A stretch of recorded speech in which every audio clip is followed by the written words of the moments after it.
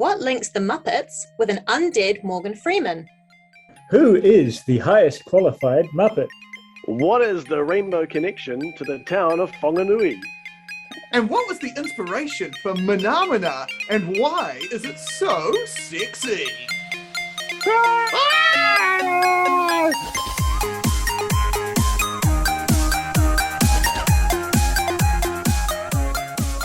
Hello and welcome back to Everything You Didn't Need to Know About. Today we are talking everything you didn't need to know about the Muppets.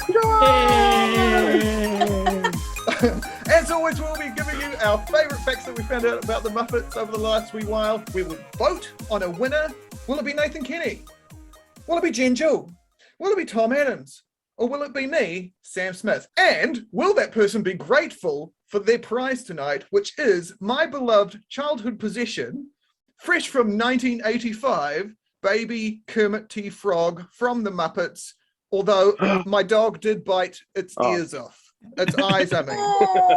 I've had this since the day I was born. And the winner of today's episode will win it.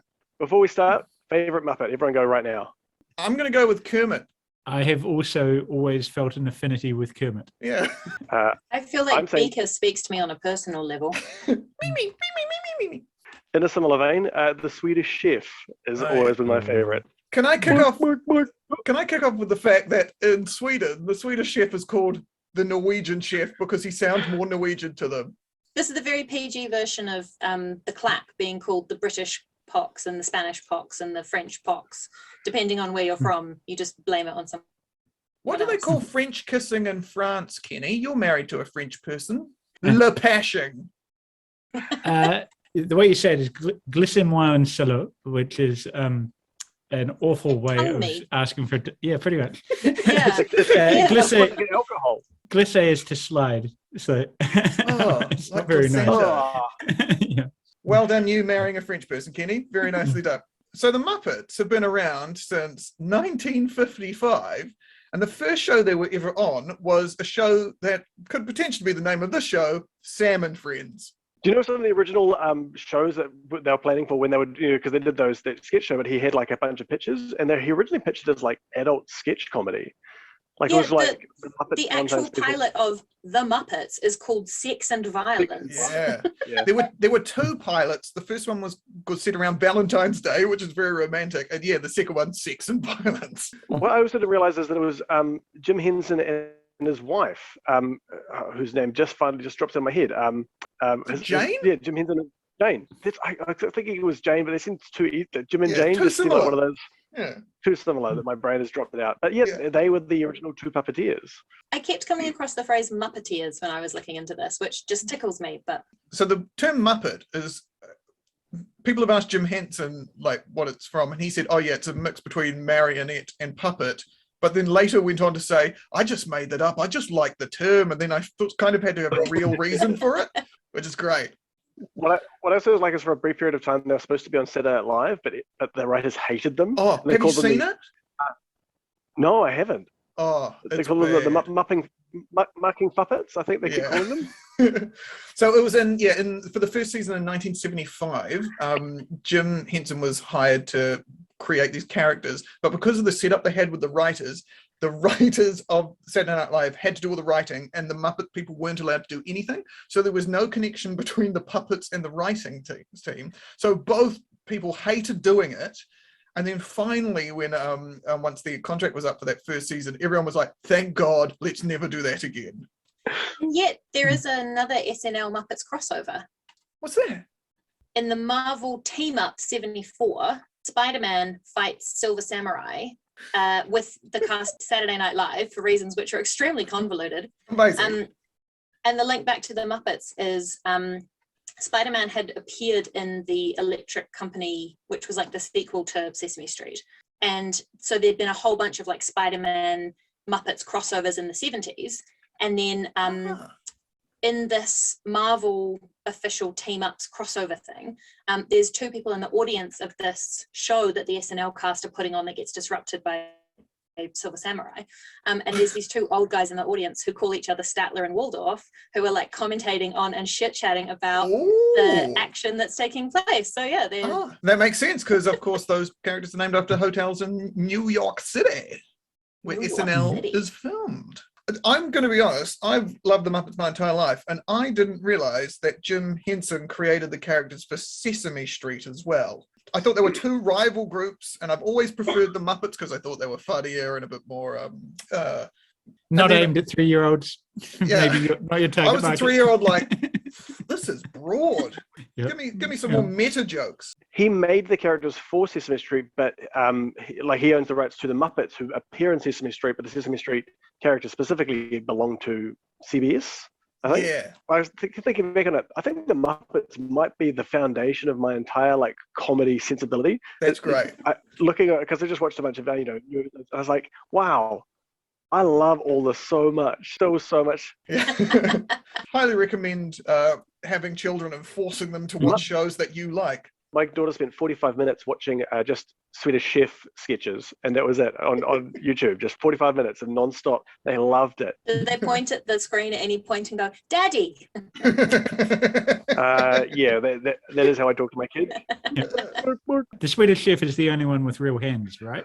All the other ones. Oh no, Rolf has real hands because he plays the piano. True, yeah. Rolf was also the most popular character for a long period of time. Yeah, he became like the main popular one that they used for ads and everything, and then finally was overtaken by Kermit only when the actual Muppet Show started up in '76, which was hosted by Kermit. Whereas before that, in the pilot, it was hosted by the band leader, whose name I forget because he's a very forgettable character. Dr. T. No, not even Dr. Teeth. It's the actual guy who conducts the orchestra, not the band. Yeah. Oh, the band. Know, that guy. Rolf doesn't have any distinguishing characteristics. He's just the guy or the dog that plays the piano. He's amazing, Jenny. Take that back. He's very talented, but describe one thing about Rolf other than that he's the dog who plays the piano. Every time he finishes off like a really clever thing, he'll go like that. That's the thing. In the Great Muppet Caper, he communicates with the dogs.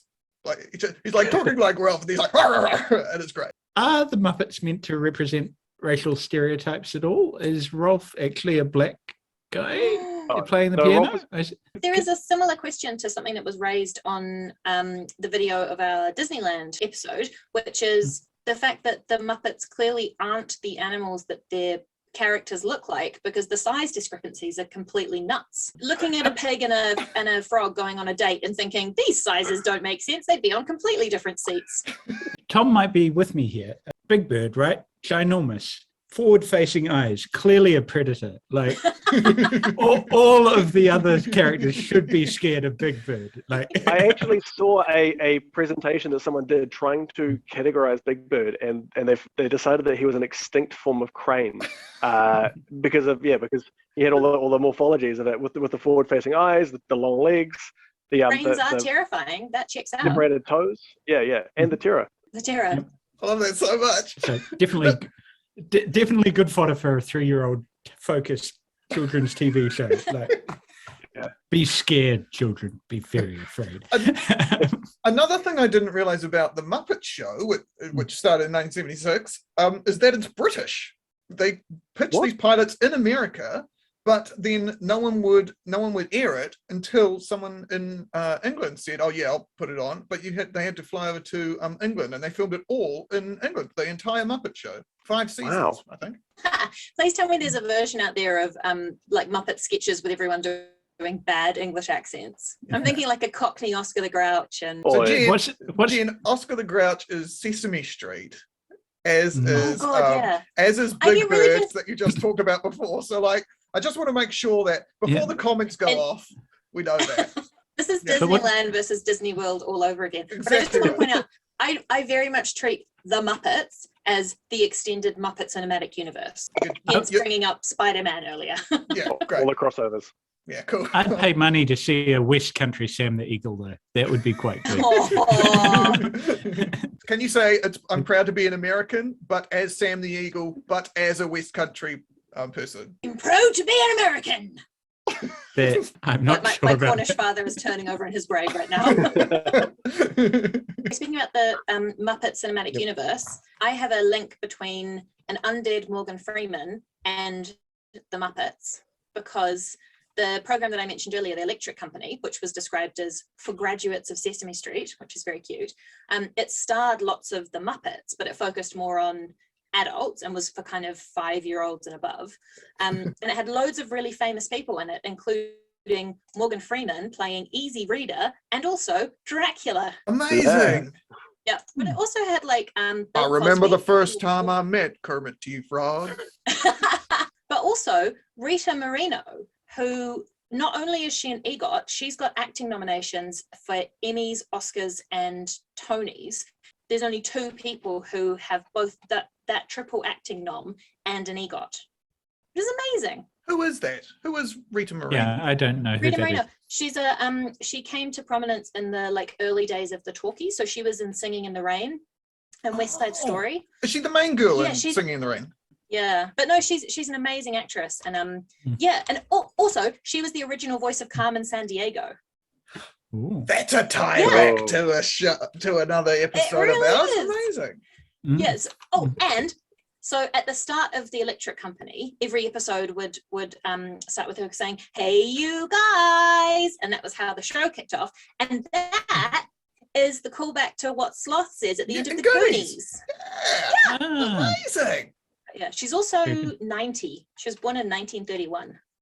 Hardcore. Earlier in this episode, we mentioned the band leader being a doctor, but I want to ask you, who is in fact the highest qualified Muppet? What do you guys think? Is I it would assume Professor Professor Honeydew. Honeydew? Surely. I'm going to say Animal. I'm going to say that Animal has a series of sociological postdoctorate qualifications. Oh, Ooh. Wow. I'm going to Mhm. say surely Kermit T. Frog has been given some sort of honorary degree from a university or something like that. You would be exactly right, Samuel. Samuel done. B. Samuel B.H. Smith? Yes, thank you so Um, much.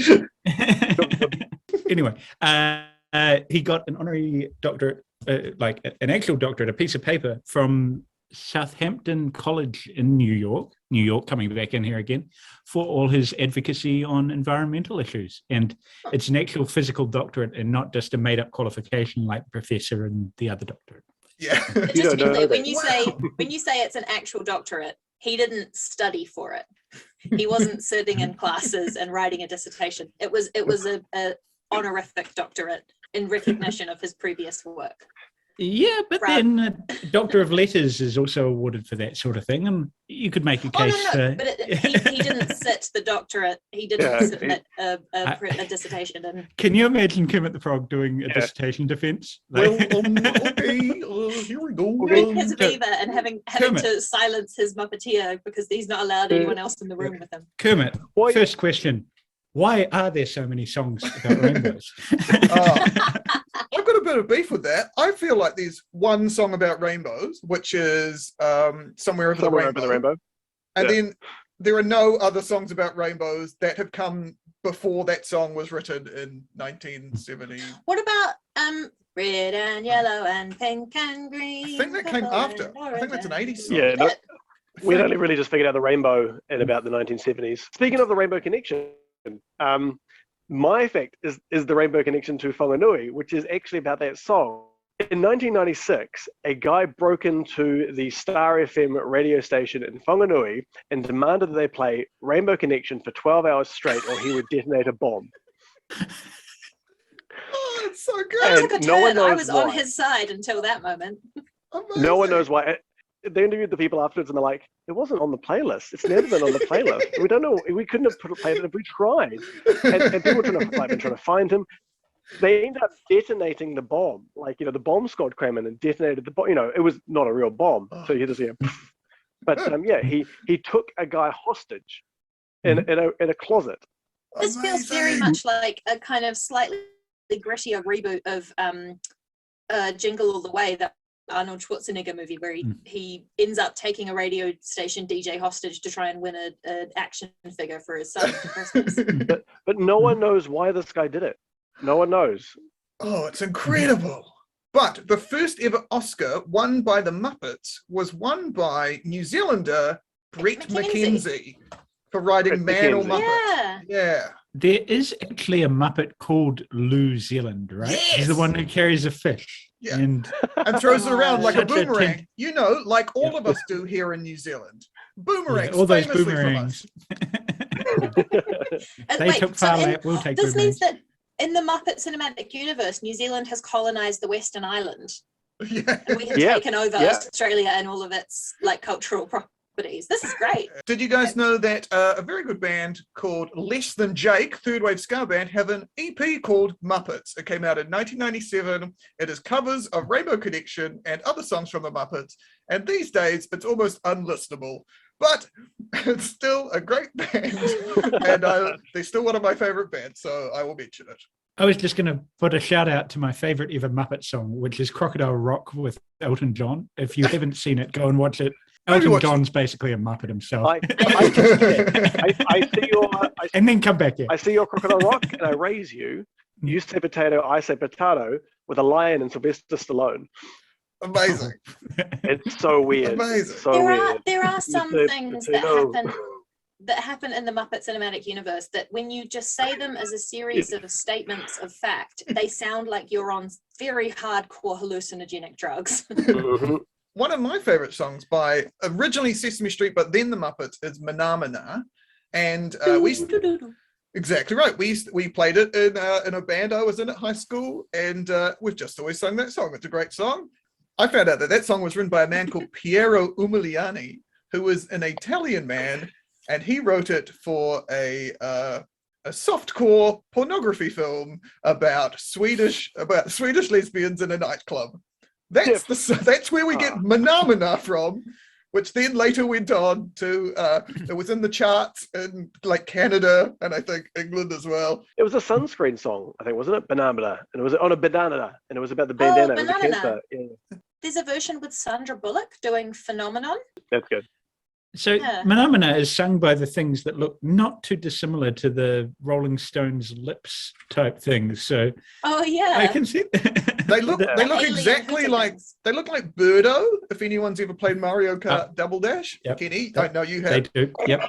Exactly like Birdo. But with a little bit of Rolling Stones. This is something that's something getting me about the Muppets. One of the facts is Frank Oz, who's like one of the greatest puppeteers of all time. Mm. I didn't realize that he's been in the Muppets. They approached him to join the Muppets, and he said no because he was still in high school and wanted to finish high school. Amazing. As soon I as he didn't know finished high that. school, he joined the Muppets. Isn't that Wow. cool? And then He he has was been a puppet king. yeah, exactly right. During while they were making the Muppet Show in England, he happened to be around the same studio where they were making Star Wars, which is why he then became Yoda. It's all coming together. Ooh. So we're talking about taking over the Western Islands earlier. Frank Oz isn't actually Australian, is he? It's just a trade name. Yeah. Just in case. No, it was named after the wizard. I've got one more thing on bizarre Muppets crossovers. Okay. Please. So, having released a bunch of films titled The Muppets Christmas Carol, The Muppets, the Great Muppets Caper, in 2011 they released a film just called The Muppets, presumably. That's the having Brett got to a point McKenzie where They one. decided, an eponymous film was the way to go. One of the promotional endeavors that they embarked on for that film was a crossover with the WWE Raw Halloween special, which involved, among other things, Statler and Waldorf just sitting in a skybox chatting shit about the participants in the wrestling match. Amazing. That's awesome. I would pay money to have them in my show. Oh my gosh. Did you know the 2011 Muppets movie was only made because Jason Segel was such a fan of them, he got the puppets to perform a version of Dracula in the show Forgetting Sarah Marshall, and he was such a fan of having these Muppets around that he just played with them forever. And then while they were there, he pitched them the show. And they said, "Yeah, cool. You can make the new Muppet Show," which he did, and which led to their first ever Oscar. Brett McKenzie, New Zealander. Guys, did you know that all Muppets are left-handed? They must be the devil. It's because all the performers are using their right hands to control the mouths, and then they're controlling sticks or hands with their left hand, so they need to be left-handed. However, there was one puppeteer who was left-handed, and her name was Louise Gold. She was also one of the only female Muppeteers. And so all her characters are right-handed because she's using her right hand to control it while controlling her hand with the left, which is very cool. Have you seen some of the recent controversies about how Sesame Street's getting woke because they have things like Big Bird gets vaccinated, or Elmo has a chat to Lil Nas X, or whatever? Speaking of that, there was another thing about Grover, because Grover is Gonzo. Gonzo, no one has any idea what Gonzo is, or who Gonzo is. Yeah. And so Gonzo is gender neutral. Oh, Gonzo is a non-binary stan. I love it. He's a non-binary, and has been for a very long time. There's apparently an episode where he walks past a male toilet and then a female toilet and goes into the whatever toilet. Amazing. That's basically what they keep calling him. Yeah. I've seen that. So they've had to put warnings on the actual Muppets as well, because they had Confederate flags flying in the Johnny Cash one. I just saw an episode of that. Yeah, Just as you fall in love with the Muppets, you're really great with them. Oh, they're slave owners. Yeah, then you realise that Miss Piggy joins the KKK. It's like, oh. Yeah, that was an awkward character. That was such a weird pivot for that character. Rolf does sing with Johnny Cash though, so I just want to bring that back in. Yeah, good point. Good point. Yep. There was footage that someone put up saying the Muppets aren't woke, they're just educational, and they have been ever since they started. That's literally the point of them. And they had a video from 1976, I think, of Big Bird getting his a vaccination for something, maybe measles. Wings clipped. Yeah, getting his wings clipped. Getting his pubes but they dyed. had it set up like a they had it set up a vaccination stand, like you would have a lemonade stall, like one of those Charlie Brown little wooden roof. Awesome. Miss Piggy is based on Peggy Lee. Really? Yeah, that's why it's Piggy. Miss Piggy. Going back to Confederate flags and racism. Yeah. Can someone explain for the benefit of the she's a singer from ages ago, and she the song that she sang that was really famous is Fever. You give me fever. But Kermit's also testified before Congress, right? He's done all sorts of things. He's the only puppet to have ever testified before Congress, which is amazing. It's about the Capitol riots. Really? He's just got strong opinions. Yeah, they think he let a lot of them in, because Kermit's got a lot of keys, and so they think he let a lot of them in, which is really concerning. Important to note, the only puppet, but not the only Muppet to have testified before Congress. Hey, we're running out of time, but we should probably just remind everyone of our facts. Mana Mana is a pornography song. Kermit is the highest qualified Muppet.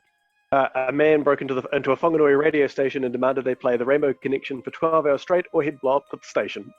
At the start of Morgan Freeman's career, he played the Easy Reader and Dracula on the kids show for slightly older kids, The Electric Company.